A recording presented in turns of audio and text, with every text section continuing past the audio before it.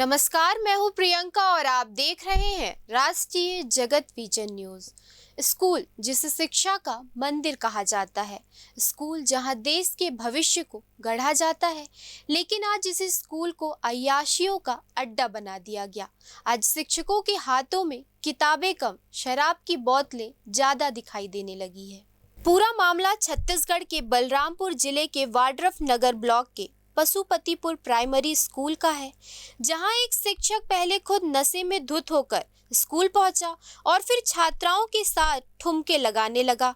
नशे में धुत शिक्षक का वीडियो जैसे ही सोशल मीडिया में ट्रेंड हुआ, डीईओ ने इस वीडियो को संज्ञान में लेते हुए शिक्षक को सस्पेंड कर दिया।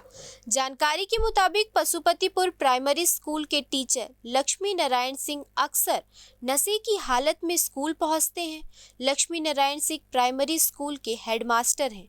उनका छात्राओं के साथ डांस करने का वीडियो सोशल मीडिया में वायरल हो रहा है।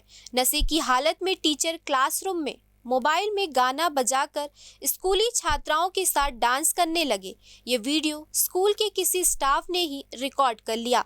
वीडियो के सामने आने के बाद स्कूल के छात्र छात्राओं ने बताया कि शिक्षक लक्ष्मी नारायण सिंह अक्सर नशे की हालत में स्कूल आते हैं।